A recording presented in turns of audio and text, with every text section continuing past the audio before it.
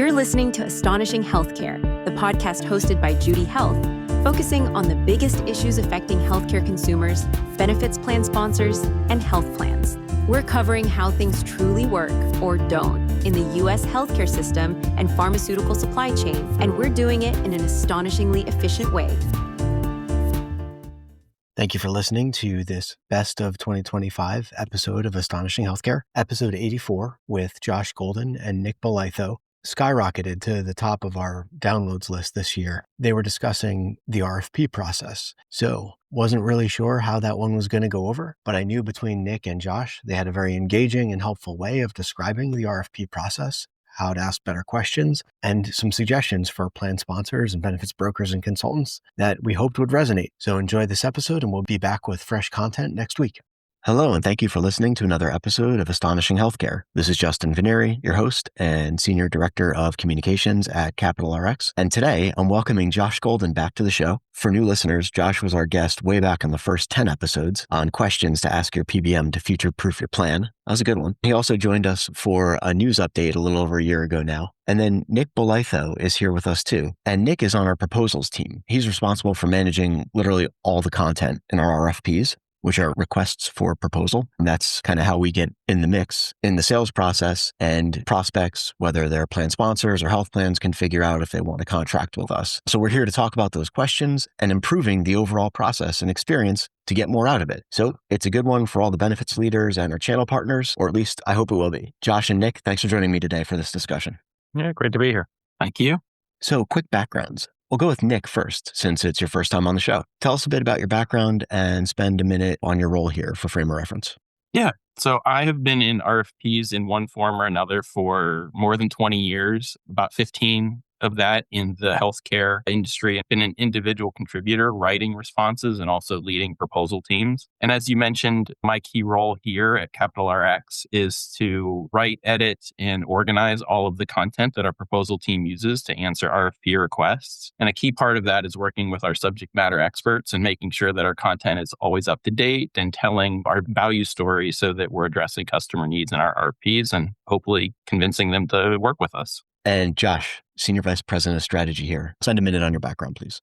Yeah, sure. So, I like to say that to some extent, my role here is kind of reading the tea leaves of the market that we serve. So understanding how employers, labor unions, health plans, how they are navigating the space of pharmacy benefits and how we can help them potentially do that much better. And then bring that information back and disseminate it into the organization and really help us create solutions that are going to exactly meet those needs. I've been with the organization now coming up on 6 years, believe it or not. Prior to that, I spent about 2 decades as a consultant in healthcare, really narrow and deep in the area of pharmacy benefits, helping some of the largest employers, labor unions, and other plans out there, helping them navigate this space through contracting, procurement. I ran more RFPs that I can count, negotiated more contracts with big PBMs that I could possibly enumerate, and learned a lot from that process. That wisdom I gained there, I brought to this organization, and that's part of how we're trying to help do things meaningfully different here.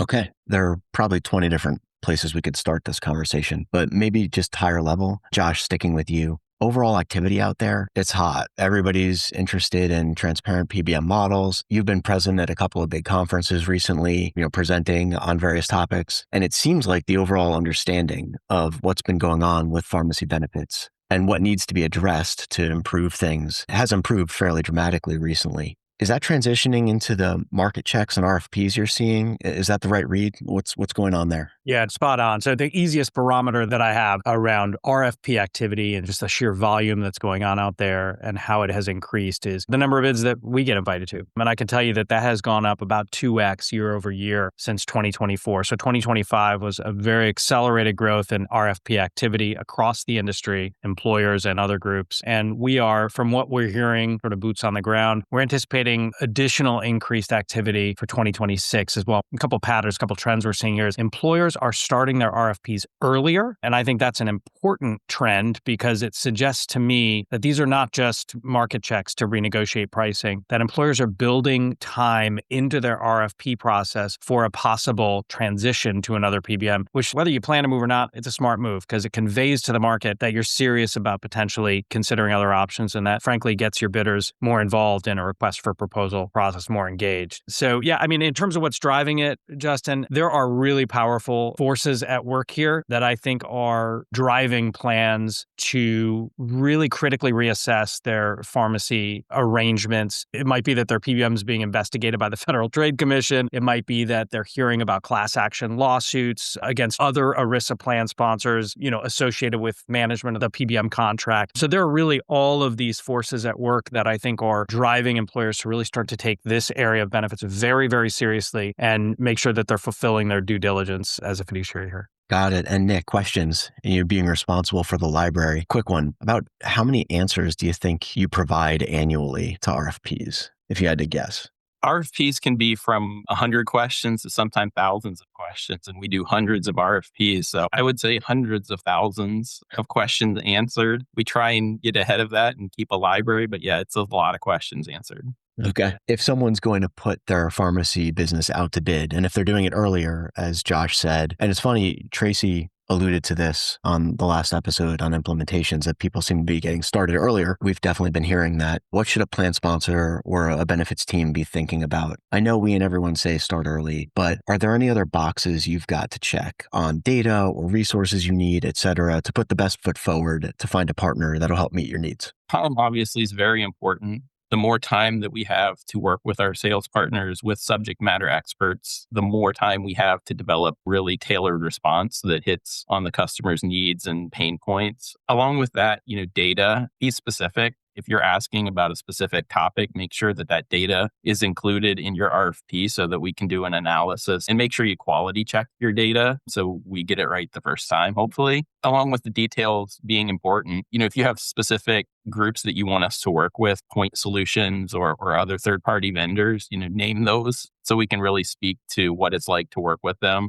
So those are really important. And then, going along with kind of the change in the marketplace, flexibility in the response. We do things a little bit differently. Our model's different in being a transparent PBM, but just open up your templates. If we have questions where we can provide our value story more than just confirm, non-confirm, where those kind of box us into a corner or maybe don't allow a respondent to paint the full picture of what we can offer the client, I think that's a really important part of an RFP response as well. And Josh, I'm curious how the process or questions, how's that changed over time? I mean, you've been at this, running RFPs and involved in the contracting process for 25 plus years now, right? What would you say are the key 3 or 4 areas that plan fiduciaries must focus on to set up a benefits program? Anything you'd build on from what Nick was describing or? Yeah, I mean, I'll piggyback on Nick's comment. I'm seeing a trend now that, in the old days, you would, during an RFP, the employer, the consultant would share just the bare minimum amount of information necessary to solicit a response. And now we're seeing more info flow through these RFP processes, information about how the current clinical programs are set up, what bells and whistles are attached to the program that allow us to get a more comprehensive picture of how the plan is currently running and how they may want to run in the future. And that's really, really important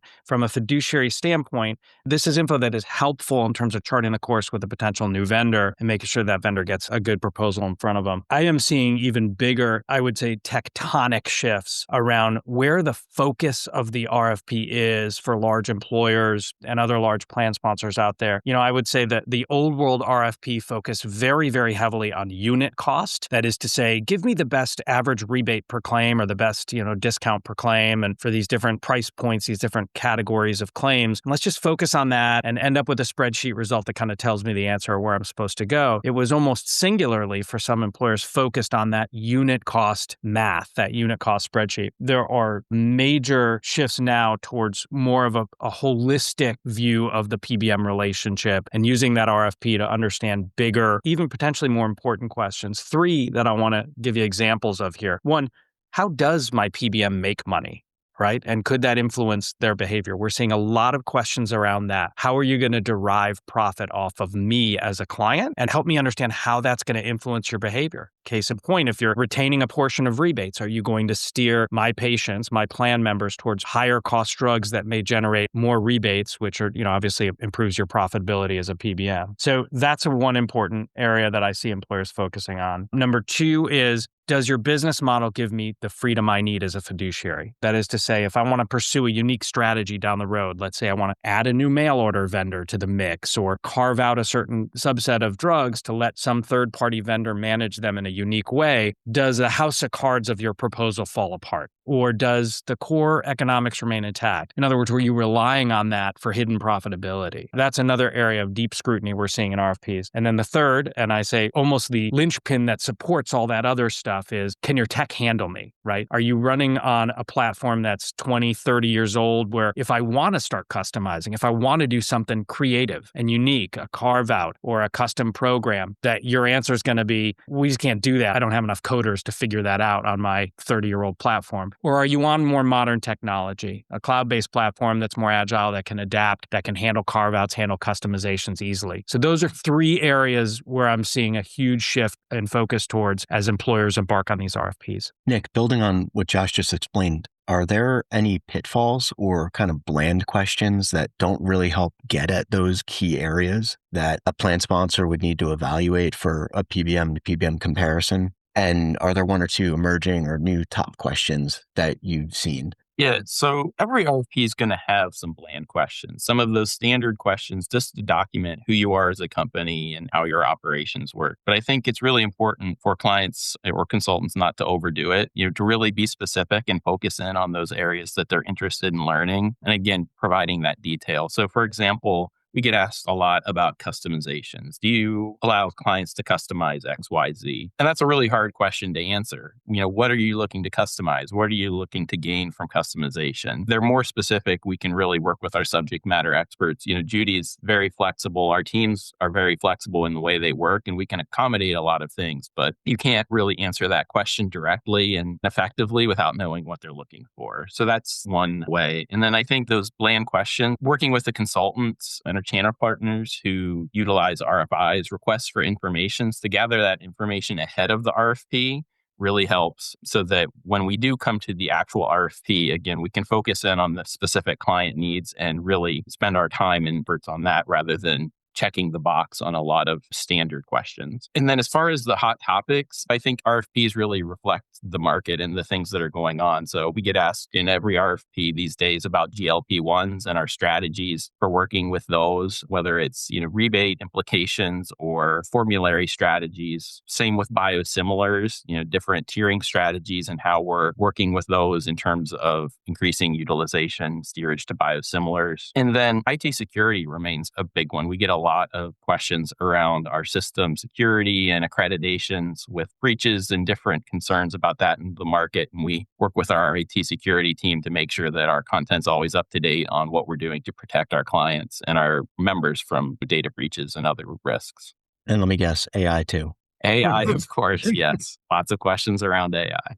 Josh, this is where I think your insight as a former longtime consultant can be really helpful. My understanding is there's sort of a scoring process. And obviously, there's some bland questions, there's some more interesting, timely questions. There's things that may or may not be weighed heavily enough or highlighted for the actual buyer just based on how the whole process works. Is that correct? Yeah, this is really where I think it's important to understand sort of that evolution from old world RFPs to new world RFPs. I can tell you candidly and bluntly that in an old world RFP process, that unit cost spreadsheet was such a core driver of decision making. And folks like Nick would have to fill out 100, 200 other qualitative questions about the PBM's capabilities. And those would be usually scored in some methodology, but the focus would always revert back to that unit cost spreadsheet. Who's given me the best minimum rebate guarantees, for example? And that was such an outsized influencer of the decision, that one factor. And what I'm seeing in New World RFPs is a shift away from just focusing on unit cost and an increased focus on the way that a PBM's behavior influences drug mix and total cost. So beyond the unit cost, beyond the qualitative differences and the platforms and all the technical differences, there's a really renewed focus now on PBM behavior, what I call the M in PBM, the most important letter in the acronym, right? How is this PBM going to manage my utilization, my plan's cost by moving patients, steering patients, guiding them from one prescription to another on their healthcare journey? And I'm seeing a very, very expanded interest right now in letting PBMs tell their story there and helping the client understand how those cost factors can have have an even bigger impact on the financial bottom line than maybe the slight tweaks that we often see in those unit costs, that the minimum guarantee. And so it's really expanding the philosophy of that cost spreadsheet to include a more holistic look at total cost. And I'm seeing, frankly, consultants that have taken that challenge on and are doing a really great job of it. But also I've seen some consultants that have struggled in that area as well. So I do think we're seeing a varied mix of capability out there in the market right now. And I know, we've spent a bunch of time already talking about cost. That's obviously extremely important. What's the price? Do I understand the price I'm paying? Nick, member service, how often or what types of questions pop up most frequently around customer care or member service in the RFPs? And then Josh, if you can piggyback on that, can you talk a little bit about how you walk people through what's important there for them to consider? For member service, we get a lot of questions around that day-to-day member experience, from calling in and asking questions to using our portal and mobile app to check on prescriptions or check on prior authorization status. And then there's a lot of tie-in to working with our specialty pharmacy and mail order pharmacy partners as well, making sure that they have a smooth handoff and a smooth integration with those partners. So it's really important for us to have more of the storytelling aspect of RFP response there, in terms of making sure that the client understands that their members are going to have a smooth experience and not get stuck on hold or have to chase a million dead ends before they get an answer to their questions. I would say employers and other plan sponsors are getting a lot more sophisticated in how they're asking about the member experience. And I think that that's a good thing. Back in the early days of the RFPs that I managed, employers were asking open-ended questions. Tell me about the member experience within your organization. Tell me about how you address member needs. And frankly, that's just an invitation for a lot of marketing fluff, if you ask me. Any PBM is going to make that sound great and flowery with their creative poetry. But what I'm seeing now is more precise and specific questions that get at the things that matter. Questions like, what is your net promoter score? And by the way, if you're not measuring that as a PBM, why the heck aren't you, right? That's concerning too. Binary questions that get at discrete answers like, do you outsource any of your call center? Do you offshore any of your call center? What is your average turnaround time for your book of business for moving a prior authorization through your system? Again, small number of members affected by PA, but huge friction point potentially for members. And so I love seeing employers and consultants now starting to get more precise around gathering very real information and data that tells a more honest story about the member experience without all that marketing fluff. And so I'm really pleased to see that RFPs moving in that direction. And Nick, we get asked about clinical programs all the time. And I know, like Josh was just saying, with prior authorization, customer care, member care, they end up working with the clinical care team pretty closely for those handoffs to make, whenever there are questions, of course, hopefully they just go smoothly and they don't have to worry about it, but that's not always the case. But regarding the clinical programs, some are table stakes, others are unique. How do you approach sharing information when asked about the clinical programs? So this is a really interesting area, and it's an area that really varies from client to client, depending on their situation, what they're looking for. Like you said, there are some clinical programs that are table stakes, and we respond as such that our formularies, they're a core piece of what we offer as a company and as a partner. But they have lots of options for disease management, maternity management, weight management solutions, things like that. So you try and be flexible. If the client is really looking for us to work with them, we have a lot of great programs, and we can describe, the member experience. And we have our clinical SMEs are really great at providing outcomes associated with that. So we can say, here's what the member is going to experience, and here's what it's going to mean for them in terms of weight loss or medication adherence as an outcome. But at the same time, we don't want to paint ourselves into a corner. So Judy and the way we work is very flexible, so we can integrate with third-party clinical programs. And so we try to paint our value story, but also remain open to working with other solution providers if that's the way that the client wants to go. All right. And just like that, here we are at the last question. We'll start with you, Nick. What is the most astonishing thing that you've seen related to the RFP process that's safe and compliant to share, of course? Have to have our compliance hats on. Send us off with a good story. Something astonishing that we see all the time are crazy deadlines. So we've had RFPs due on Christmas Day. I had an RFP once that was released on Christmas Eve and due on New Year's Eve. Not here at Capital RX, but in a previous life. So that was pretty astonishing. Really, I think right now it's all about the volume. Like Josh mentioned, our volume's doubled. And so we're just trying to constantly make sure that we are working more efficiently, using new tools and new technology to make sure that we're working efficiently so that we can focus our time and energy money on those strategic questions and really hitting the client's needs in our RFP responses while still working through the volume. Did that RFP get done? It did. We got it done. We never miss a deadline. You and your team are tireless. It's so impressive. From my standpoint, I mentioned earlier that we are seeing a much better flow of information about incumbent arrangements that helps us as a bidder really refine our response and make sure that we're crafting something that makes the most sense for the employer or the plan sponsor that's issuing the RFP. But I will say, I do find it astonishing that that's not all employers are able to do that. There are some employers that are still embroiled in contracts with their PBM that in some cases even prevent them from sharing the data necessary for them to fairly assess their own arrangement. There could be data embargoes, there could be data constraints around sharing data with third parties. To me, this is astonishing in the current context of the world, because this is the fiduciary's responsibility to have access to the data that allows them to fulfill that responsibility, to market their plan, issue an RFP, make sure that their plan is in a competitive stance in the market and that they're fulfilling that fiduciary duty. The fact that there are PBM contracts out there that prevent an employer from doing that in some cases is, to me, really astonishing. And I would encourage employers that find themselves in that circumstance to really push hard on getting access to that data, because that data is yours and that data is what powers the RFP process. All right, Nick and Josh, thank you so much for taking the time today. Really enjoyed this discussion, and I look forward to having you both back on. All right. Thanks, Justin. Thank you for listening to Astonishing Healthcare. Head over to judy.health and visit the Insights section for show notes and other relevant content. If you like this episode, be sure to subscribe so you don't miss the next one. And definitely share the link to the show with your network. Have a great rest of your day.